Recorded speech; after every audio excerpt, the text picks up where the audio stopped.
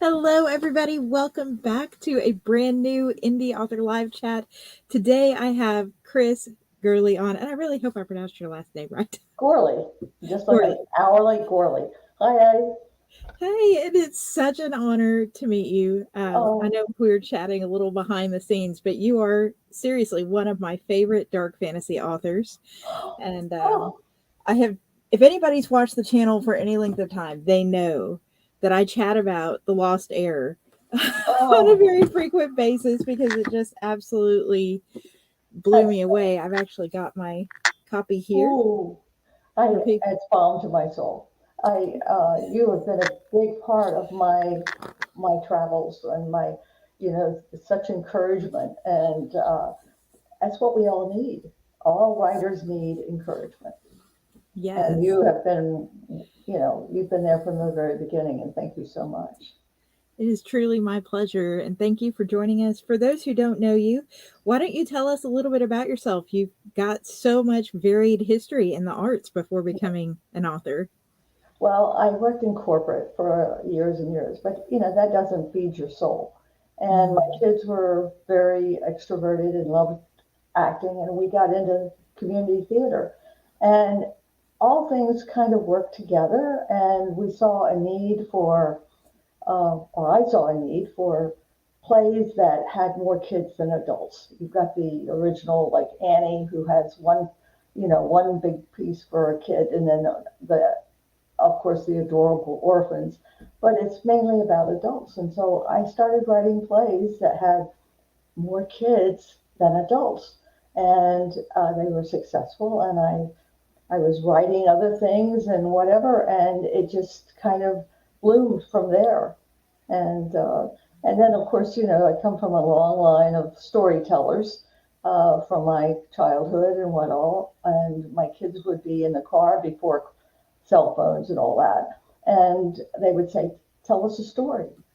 And they Mm. wouldn't want a regular story; they would want a new story. And so I would think about it, and I would say, "Have you ever wondered why pickles stand up straight in a jar?" And they'd say, "No." And so then I would just build on it, and that's the way it just all kind of comes together. So, and I Wow. love it. Wow. So how did you transition from that where you're writing plays for, children into sort of this dark fantasy world? Because for those who haven't read the book or watching, there are some dark elements to The Lost Heir. It's Yes, not really a yes. children's book. Well, my daughter always said I was reading The Hobbit to her, and when she was in the womb, and I've always loved fantasy and and sci-fi and whatnot. And as I wrote, as I began to write and whatnot with this idea, it became a life of its own. And Mm. I think you could agree with me that when you start writing, the characters come alive. They become their own people, and they start telling you where they want to go. And it is just, I'm always blown away by that. Mhm. So Absolutely. yeah. Hey, So H. this has been a growing process, and being encouraged by my husband and my daughter and just friends in general. Mhm. That's amazing. So, Button may not have originally been intended to become the Button we see. Oh no, she never was, but she took on a life of her own, and Kabar and all the others, and Foley. And I look at them as friends. I talk to, they're just constantly sitting on my shoulder saying, "Hey, pay attention. Pay attention to me." And so that's what I do. I love that so It's much. fun.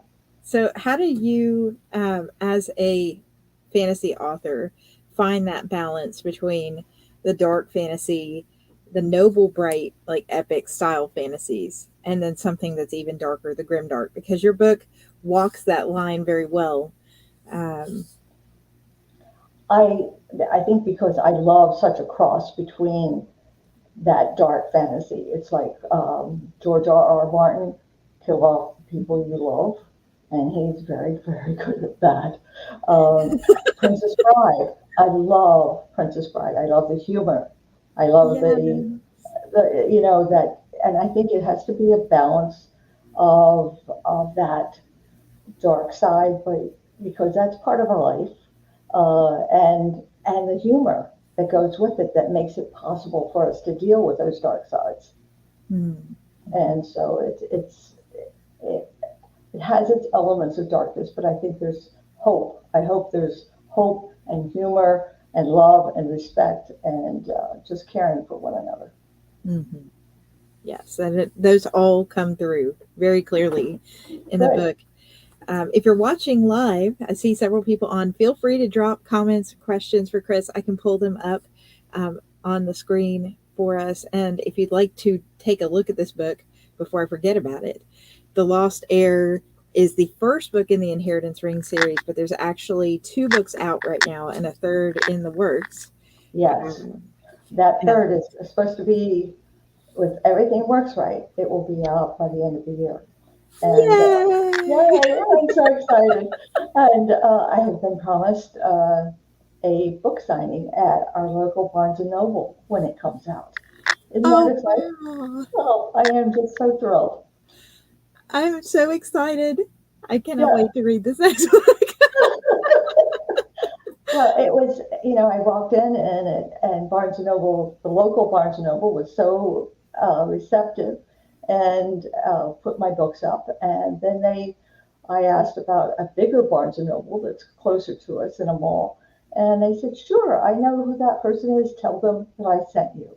And Mm-hmm. that was just a thrill. So it's going to be there as well. So it's just, you do what marketing is tough. Marketing is tough for an author, Mm-hmm. self-published author. And that's not in our wheelhouse. Right, right. And you don't have to wait till the book signing if you're watching or not where Chris No, is. no, no, In the definitely description box not. No. to grab the books. And I also put my review of The Lost Heir before I knew Chris. If you watched my last video a couple weeks ago, I posted a video where I said I picked up this book specifically because of the cover initially. And then I Oh, started reading it and I was like, I am hooked. I love this book. So you can read my honest review of Chris's first volume in the series at that the link. was, I think I was dancing up and down on the room when I was reading your review. And I don't know that I came down for at least more than a week. It was like I was just up there. Well, So I was too. I think the worst part was going, and I have to wait for book 2. As readers, we are like, oh, I'm done. When's the next one coming? But as writers, you're like, oh, I'm done. Okay, I've got to get the next one out. And it's such a involved process. Um, oh, it is, and I love the fact that I know where I'm going. And I don't know about you, but I usually know the end of the story before the beginning, mm, and I know that I know where I'm going. mm, Now, they may take me off here and off there, but I know the ending. And I have always been fascinated by that and wondering if other people have that same kind of response. mhm. Yeah, I think I am very similar. Either that or I pluck a story from a dream I had where it's like one key moment and then I want to find out what happens next. Yeah, exactly. And I wake up in the middle of the night and my husband says, get your phone and write out your notes because you'll forget. And he's so right. That was just a key in a lot of elements that were there. Mhm. So speaking of your husband, you mentioned your daughter earlier and reading and being a part of their life with the playwriting. How did your family feel about the world that you've ended up writing in this series? Actually, my husband and daughter have been extremely supportive. I've mentioned friends, of course, but I was redoing and redoing the first book, and he said to me, "I said, how are you coming?" And I said, "It's in here. I'm thinking about it all the time." And he says, "What if you go down and just write for 2 months or whatever?" And I thought, wow, I can do that. Well, that's the result of the first book because it just, once you start, it's like you become obsessed with it. And I would come in from work or whatever, and I would say, and I'd go downstairs. Every moment was at that keyboard, talking Mm. to these characters and doing that. So yeah, I've been very, very lucky, and very fortunate in the support system I have. Mhm. Mhm. Definitely. The community makes it a much easier journey in the Right. long run. Oh, and I sent my first draft or whatever to a agent, John Cusick, and I can't remember what he was where he's located now.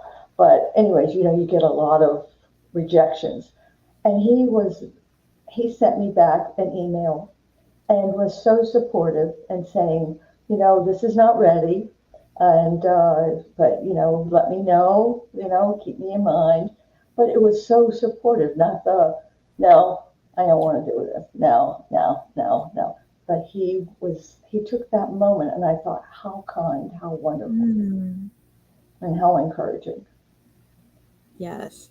That actually brings up a really good point. I know a lot of indie authors either start out querying, or from the ones I've interviewed, they started out actually traditional and left traditional to go sort of the indie route with their books. With so many options between traditional publication and self publication and having a small press, and so much work no matter which way you go these days, what sort of Exactly. tipped the scale for you with going this route with your book? I think I wanted control, and I also wanted to see it. I didn't want to go the 2-year route, or the 12 months to 2 years to get it traditionally published. I wanted to see it in print. And as I read and investigated through, I mean, YouTube, there's so much information out there, so many people who are willing to share, like you and Dale Roberts and so many other people that are willing to share that information. And so you look at it and you say, I want to see it. And I am so glad I did. I am so glad that I was able to self publish. And I think it's a wonderful route to go. Mhm.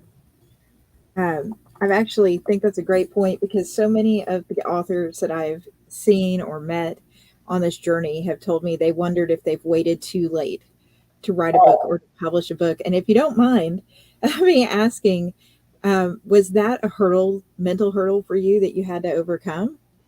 I don't think so. I think the thing is, I'm a believer of if the door opens, I'm going to walk through it to find out what's on the other side. And Mm, sometimes I've been, hit in the head or whatever. But I think the thing is, go for it. Try. I, I, I don't want to ever say, oh, I wish I'd done that. I wish I'd mm, done this. And I'm mm. so glad that, this opportunity was there. And so go for it. Try it. You never know what you're going to find on the other side of that door. I love that. Never too late. Never Yeah. too late. And your first book's already an award winner. I mean, it's Yes. barely been out 2 years, and you've already got an award winner, and you've got a smashing sequel, which is so hard. I say as an author, and then also as someone who reads a way, way too many books. The second books are so often not up to the par of the first books. And I wonder if as an author, that's because we just sort of get tired after the first book.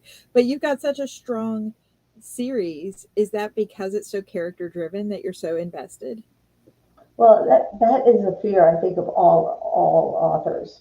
That is my second book going to be on the par or better than? And I really was worried about that.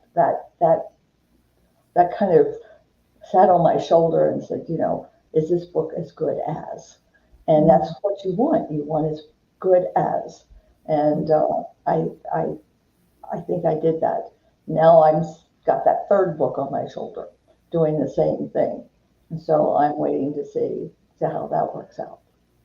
so do you think it will be a trilogy, or do you think the series will stretch out? It's just going to be a trilogy. It's coming to an end. And like I said, I Oh, knew how it was going to end. And I'm very happy with that. so one more possibly at the end of this year, and then we get to cry because it's time. I really hope that you plan on continuing writing other things, though. Oh, I hope so too. I'm looking at some children's books. I've thought about that.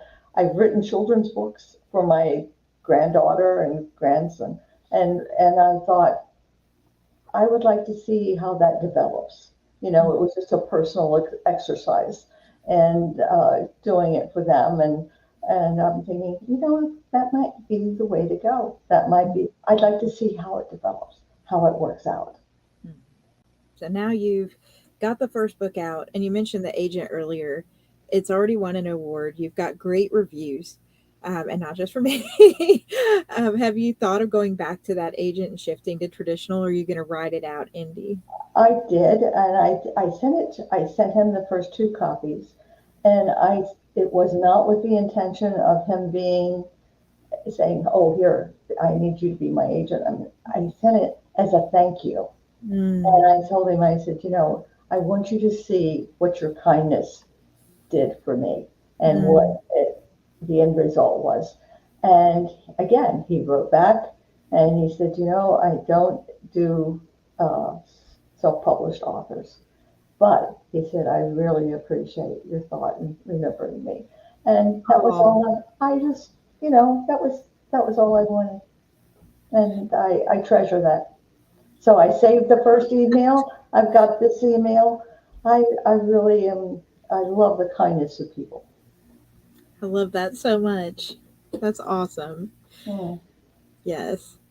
So, with your end planned out and having an idea that these characters change and grow as you write them, was there a character that was the most difficult to write? Oh, yeah. I love this character. I fell in love with him, but I also knew there was a dark side to him, and I started dropping Easter eggs in the first book, and just here and there. And my husband said, "Easter eggs? What do you mean Easter eggs?"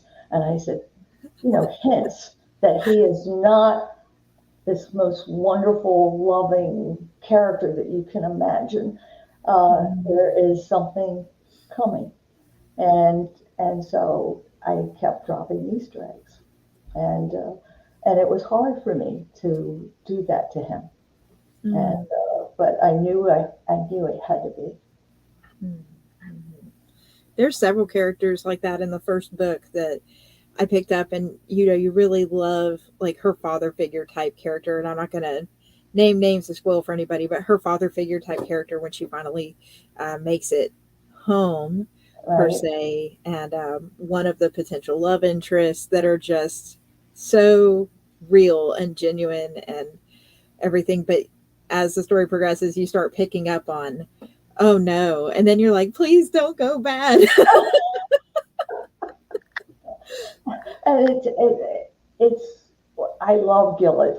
I've always loved Gillett, and he's I think the young man I dedicated my second book to. He died, but I remembered sitting across from him and realizing I had met the real Gillett.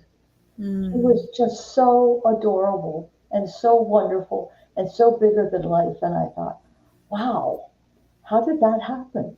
But it was there. mm. So he's one of my favorites. Oh, so on the flip side of the hard part to write, what character may have been the most fun to write? Hmm. I think it's the odds and ends. It's not the character, but the side characters that come in from one way or another and just kind of park themselves there for a little while and then go away. And Mm, I love those little bit players mhm. that come in and kind of spice things up. Yes. And there are a lot of them for I people who are got watching. If you stick with the series, you meet several lovable, strict, funny, intriguing funny, characters. strange people. Yeah, you just throw them in and they have a life of their own. They add something to it. And actually, I bring them back every once in a while and Mm, just, here they are. So it's a wow. good thing. Love that, Luna. I do love side characters. Me too. Yes. Um, One of the questions that I had that was pre submitted for you was What made you decide which fantasy races to include? Did you create all of these races yourself, or were some drawn from mythology? Uh, I think if I really think about it, I think I created all of these uh, myself, but I think a little bit were influenced by things. I think I was influenced by Herbert and Dune, um, especially with their Erdgatha. Mhm. And you can pick up a little bit of, I think, Star Wars, and that thing that comes up out of the sand. Um, I think, yeah, I think, and of course, I was influenced by Princess Bride and George R. R. Martin. I think we have a lot of influences as we read. I mean, we don't even know that we're absorbing certain things, Mm, but I think a lot of it is me. I have taken those little bits and pieces and made them mine, and mhm. that's what we do as writers. Because Yeah. I think as one person said to me a long time ago, I said, "There's nothing new on the earth. We Mhm. just write it in a different way, and I or tell it in a different way." And I think he's totally right. Mhm. Wow. So, Chris, for people who want to follow you to keep updates on things like your book signings this year and the release of the third volume so that they can go binge read the whole trilogy, where do you recommend they go follow you? Well, I have a website. It's www.chrisgourley.com. And that's where I put up a lot of things. And just here and there, I have a Facebook. Um, and I need to do, again, more of that. I'm busy writing. And so my marketing and being ahead of things is not always the best. And Mm. that's one thing I really have to work on very hard. Mm. Well, it's a lot. Like you said earlier, the marketing is a full Oh, time job in and of itself. Plus, you're yes, trying to write. right. Oh, it is. And you have to learn. You're always learning. And so, uh, like with you and Dale Roberts, like I've said before, I constantly am watching and listening and getting, information. And it's always been a real thrill. Yeah, and that's how I got started with my information too, is really leaning heavy on the community. There Yeah. weren't as many YouTube resources when I started a few years ago, so I was like scouring the internet for information. But Well, all of your books, and like we talked earlier about, you do podcasts, I mean, you're a prolific writer, and yet you have another life. You're juggling balls. You're a juggler of major proportions. uh, thank you, and you are too. And I think that's a great segue for writers who are watching. I hope That so. Chris is in one space in life, I'm in a different space in life. You might be in a completely different place in your life, but it only takes a few minutes a day to write, and slowly you'll write yourself a book. But Because always write down those notes, all those things that kind of fly by your eyes as you're driving down the road or waking up or eating your cereal or whatever. Write down those notes. I even have things written on napkins that, mm, when I was at a restaurant and I thought, oh, okay, and I'm writing it on the napkin and stuffing it in my purse to look at later on. mm, And they've been incorporated. mm, wow. So So, yeah, yeah, we live here. that's right. Keep that cell phone on at night. And thanks to Chris's husband for the recommendation that got us the books. Hey, I'm saving those napkins. Hey, you never know. That's right. That's right. Well, Chris, this has been such an honor and such a pleasure meeting you. I've Oh, said same before we went here. on, I was so starstruck because Oh, sometimes I think when you're a reader, and I'm going to put myself down in a reader suit here, you put authors that you really love up on a pedestal and you're just like, wow, one day maybe I can be like them. And oh, So you and your work has really been a huge inspiration for me to put my own dark fantasy books out there. So I want to just thank you so much. Oh, thank you, Catherine.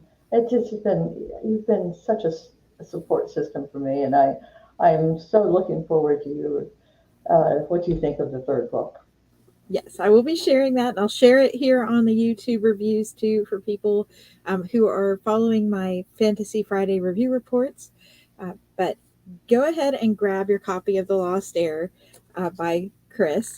It's in the description box, the link to get the paperback or the ebook. And there's a new cover. So this is Yep, the older let me cover. say this is the new cover. I love And her eyes in that cover. I realized that I wanted to, once I saw the second cover, which is this one right here, that I wanted it to be, they wanted to be together. It was something Mhm. similar that related, and that's why I changed the cover. And I did like the first cover. Yeah, So, it's hard to pick a good cover. And it's got a oh, map too. yes, yes. For people who like to pick up books because of the maps. But yeah, grab your copy of Chris's book, read it, let Chris know what you think with an honest review, give Chris a follow, and if you're in Chris's area, you can show up for the Barnes and Noble book signing. Oh, that would be wonderful. Hugs are given as well as signing books. Wonderful. Well, thank you so much for joining, everybody. Thank you, Luna and Thank you. Bye ABC. bye. Goodbye, everybody. Bye bye.